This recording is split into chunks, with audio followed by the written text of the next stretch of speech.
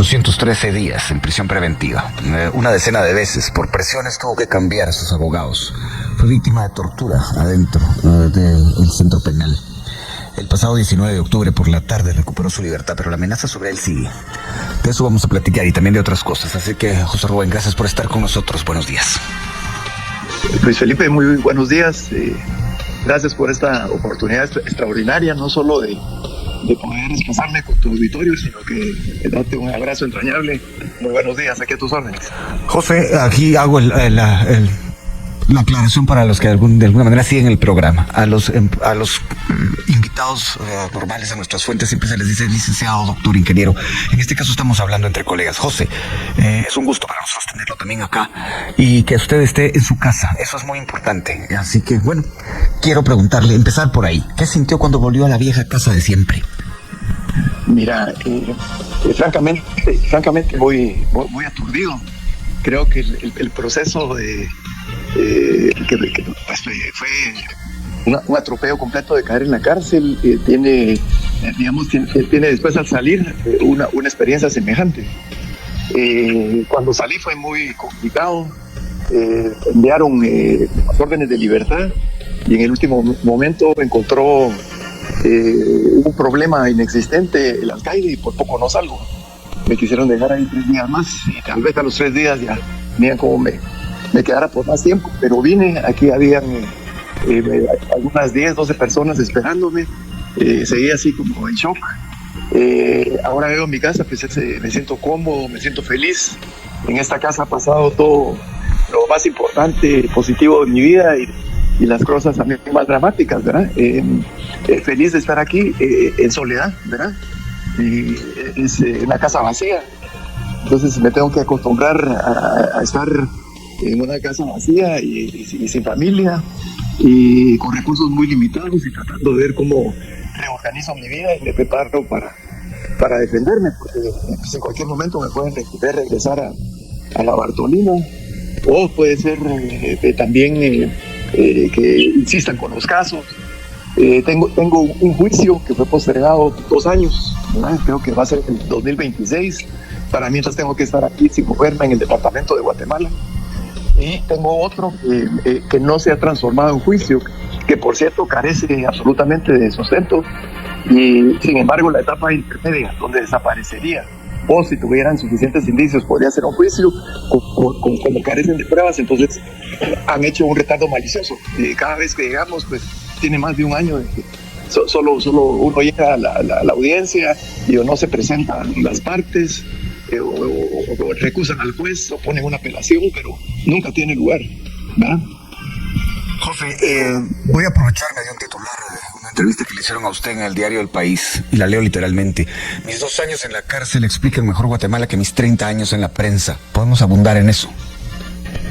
Pues durante 30 años trabajamos juntos y por años estuvimos reiterando, ¿verdad? Yo a veces sentía arando en el mar, explicando que la democracia en Guatemala había experimentado una metamorfosis, una transformación siniestra.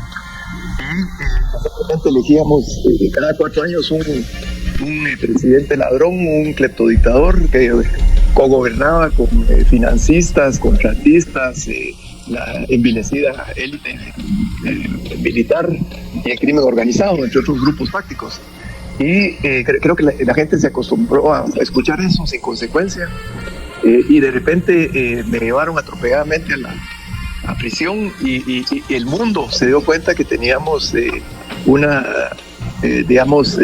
narco-cleptodictadura disfrazada, ¿verdad? Con su disfraz de Chanel, y al llevarme a la cárcel se quedó desnuda y ahora la ven como es, ¿verdad? Con sus vicios, con sus defectos, ¿verdad? Y que nos tienen apresados, secuestrados sin futuro. En este sentido, posiblemente este es un aporte más importante que lo que hice 30 años de periodismo. Usted entendió mejor el país ahí. Por cierto, aunque se ha conocido de diversas maneras, yo considero vital que usted pueda de viva voz contarnos cómo fue la tortura a la que fue sometido. Bueno, mira, te diría tuvo muchos matices. Por ejemplo, pasé 12 noches sin dormir. En esa pequeña Bartolina, la primera noche tuve 7 allanamientos. De esos 7 allanamientos, 2 allanamientos fueron era de policía antinarcótica, llegaron con perros. Entonces se cerraban y volvían a abrir y entraba otro grupo de 12 personas, 10 personas. Entraban a registrar todo lo que habían registrado muchas veces. Más tarde, la noche antes de mi primera audiencia, construyeron un gallinero que envolvía mi Bartolina y lo construyeron de 7 de la noche a 5 de la mañana. O sea, fue imposible dormir esa noche antes de salir. Cuando me fui a la audiencia, mientras tanto, autoridades entraron de manera clandestina a mi Bartolina y metieron una bolsa con centenas de insectos. Tuve 5 meses, una enorme cantidad de insectos, de los más raros que jamás había visto. Tuve gusanos que me abrían carreteras subcutáneas en los muslos, en los brazos, salían a respirar de mi cuerpo. Tenía también unos como pulpos terrestres que tenían, que actuaban como sanguijuelas. Aparte de eso, habían niuas, chinches, pulgas, todo lo que te puedas imaginar, y no podía, digamos, logré que me llevaran coco y baigón y se los echaba y les daba más hambre, ¿verdad? Era como un aperitivo, ¿verdad? Y hasta después de 5 meses logré entrar un insecticida muy poderoso que se utilizaba en el tomate, ya está prohibido.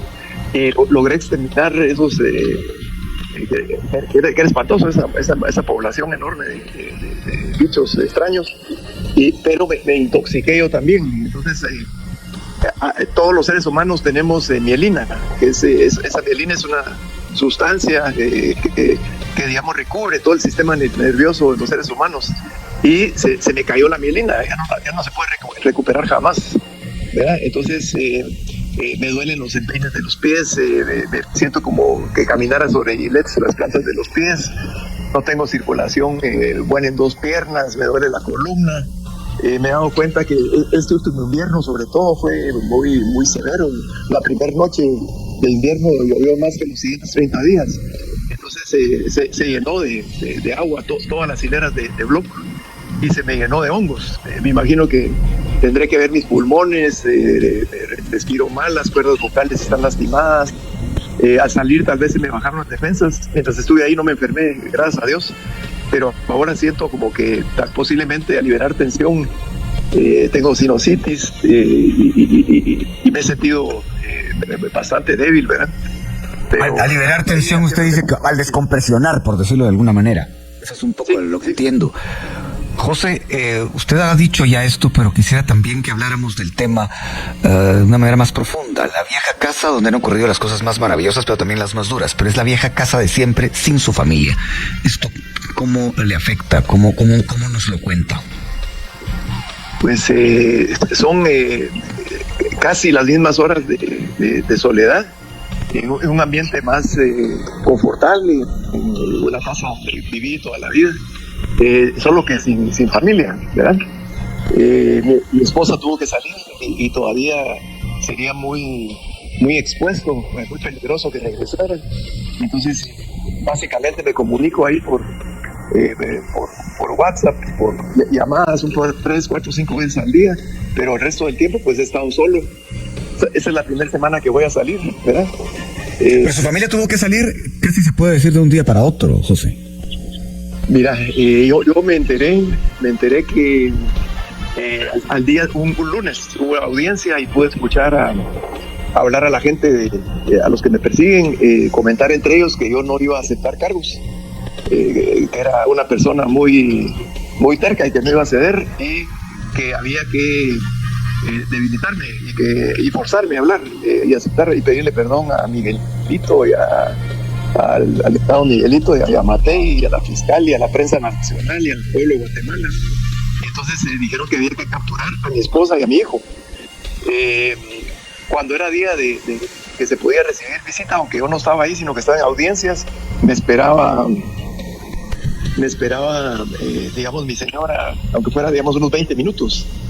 y logré regresar 20 minutos antes de las 4 y todavía la pude ver y me dieron 5 minutos para hablarle y le dije que tenían que irse de Guatemala, ella y el pequeño de mis hijos.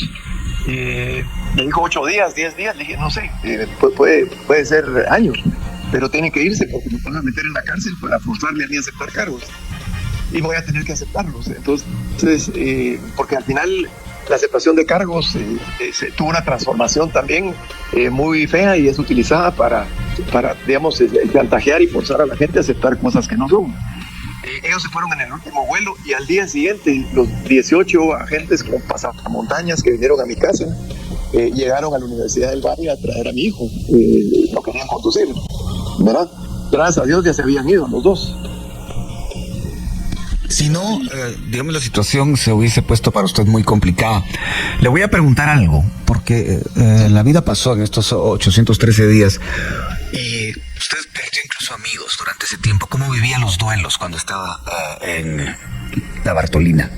¿Cómo se enteraba de la gente que perdía? ¿Puede contarnos una historia así, sin poder solidarizarse, sin poder llamar a la persona que usted quería confortar? No sé. Esas historias que son parte de lo que usted tendrá que contar en algún momento ya de manera más prolongada. Cuéntenos un poco acerca de eso. Estimo que han de haber muerto en lo que estuve en prisión unos 12, 14 personas que conocía, más jóvenes, bastante más jóvenes que yo, otros mayores. Y me enteraba porque, digamos, después de 6 meses me pusieron un teléfono que tenía que comprar tarjeta y con código. Y entonces tenía restricciones de tiempo porque las tarjetas duran muy poco, pero me enteraba de qué pasaba. Y recuerdo un caso donde de un joven muy querido que murió repentinamente, una muerte fulminante, gracias a Dios en ese sentido. Y yo logré saber y le pregunté a mi esposa que estaba lejos, ¿verdad? Ella estaba afuera.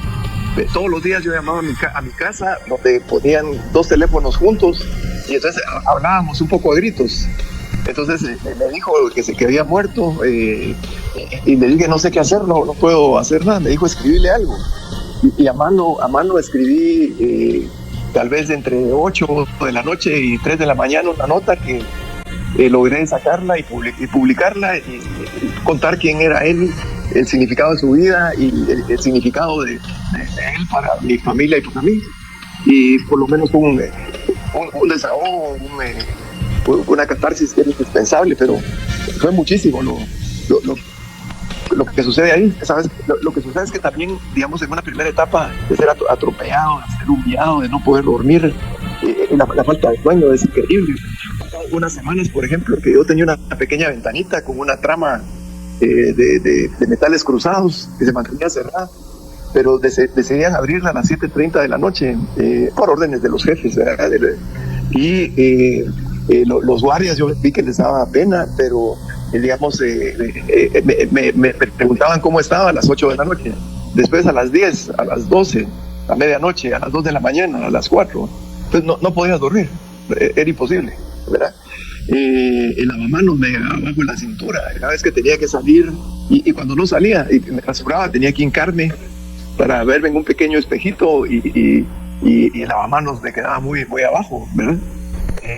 Fue una experiencia muy complicada, ¿verdad? Y al principio es como un tsunami, ¿verdad? Como un alfaque que te agarra y cuesta un poquito, pero es indispensable entender que lo único que te queda es dejarte llevar por el tsunami, en el lugar de pelear contra él, pues dejarte llevar, ¿verdad? Y tratar de seguir flotando y más tarde pues aprender a vivir feliz con lo que tenés alrededor, lo que está a la mano, ¿verdad? José, para las nuevas generaciones, recordar un poco estos 30 años a los que usted aludía en esa entrevista al país, 30 años de trabajo en la prensa.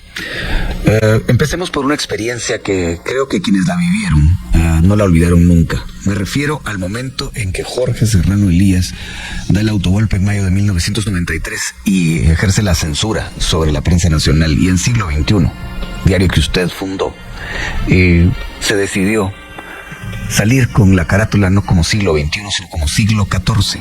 ¿Cómo recuerda ese tiempo? Bueno, fue un día muy intenso. Nos enteramos del golpe habrá sido a las 2:30 de la mañana, a 3 de la madrugada. Recuerdo que con Tulio Juárez, otro querido amigo, periodista, colega, nos reunimos y fuimos primero a la casa del procurador, porque supimos que estaba rodeado. Y estuvimos tratando de presionar a la policía y distraerla para que él pudiera irse de su casa y poder salir y sobrevivir. Y más tarde, la licenciada, creo que Morales de Sierra, ella salió a avisar que había logrado salir de su casa por otro lado. Y entonces nos regresamos antes de que nos fueran a capturar a nosotros. Nos fuimos a las oficinas de la Plazuela España y estábamos todos, estabas también, Felipe. Y lo primero fue enfrentar a la censura. Mandaron unos abogados a querer tomar control de lo que se iba a publicar y nos detuvimos en entrada y les leímos la Constitución y reiteramos de manera muy fuerte por qué razones ellos no podían entrar a censurarnos. Seguimos haciendo, fue posiblemente la de más paginaje, de más páginas de la historia del siglo XXI, que ya no ha sido XXI, porque decidimos que era un regreso al oscurantismo, que fue el siglo XIV, por eso le pusimos el siglo XIV. Recuerdo que pusimos abajo que decía mal que dure 100 años de enfermo aguante y que había que resistir, la prensa jugó un papel clave. La gente del siglo XXI y los otros medios hicieron manifestaciones frente al Palacio, espontáneas, y estuvimos colaborando, trabajando todo el día muy cerca unos de otros para poder evitar los peligros.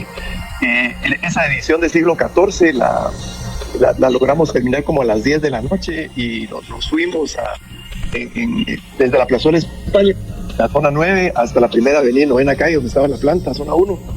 Nos fuimos en un convoy de carros protegiendo los originales del periódico. Y en el callejón que estaba al lado de la Villa de Guadalupe habían unos 200 oficiales jóvenes, imagino tenientes, disfrazados de policías, que trataron de evitar que saliera el periódico, que no lo pudiéramos distribuir. Le hicieron un boicot a la máquina que logramos resolver.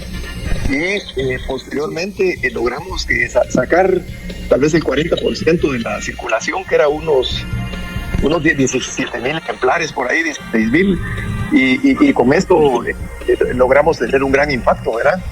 Ya después creo que nos pusimos más fuertes, todos los diarios, pienso yo, todos los equipos de periodistas, y vieron las manifestaciones. Vino Baena Suárez, y trató no sé por qué nos invitó a nosotros al Camino Real, preguntó que si era viable que Fernando se quedara, y por lo menos recuerdo que unánimemente le dijimos que él era inviable y que tenía que ir. Después recuerdo que me llamó la señora de Espina para que hablara, que yo recibiera la llamada de Gustavo Espina, que se quería quedar de presidente, pero nos quería imposible. Con golpistas no tenía cabida y tuvo que salir al exilio también.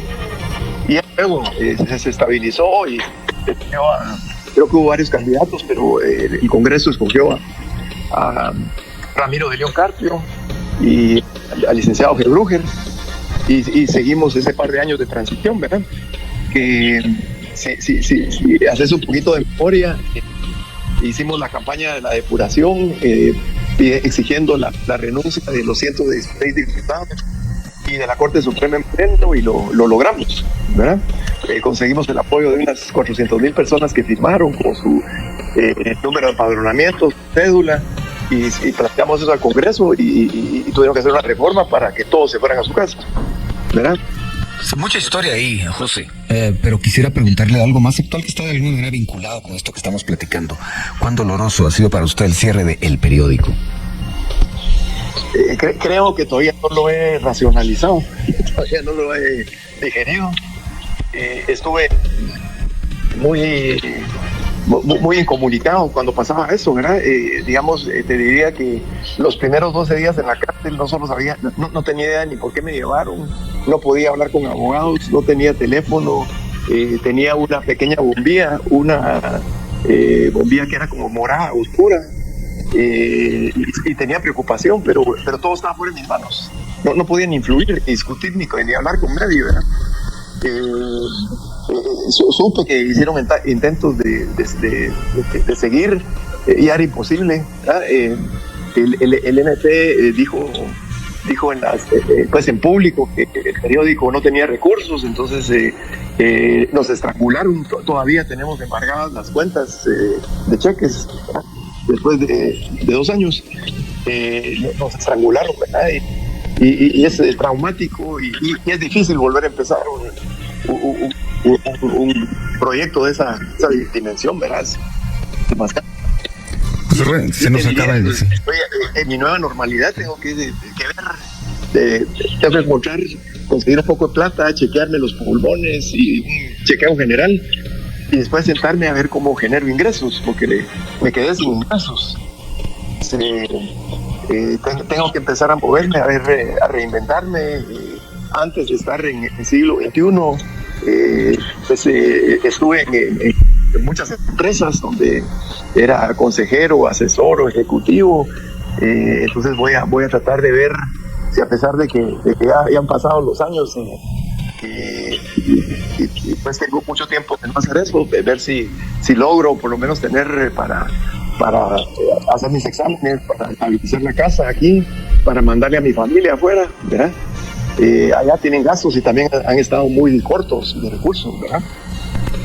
Creo que esta charla merece una segunda parte, José Rubén, y seguramente la tendremos al aire y también en el momento en que pueda visitarle y saludarle. Pero le agradezco mucho que haya tomado la llamada y me alegro mucho de que usted pues tenga un espíritu inquebrantable.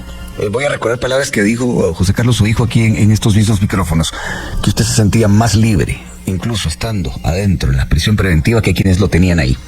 Así que gracias, José. Muchas gracias, Luis Felipe.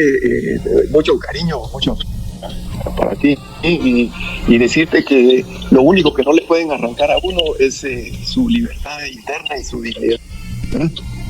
Es preferible vivir de pie o morir de pie que vivir arrodillado, ¿no? Y aplastado por el poder abusivo.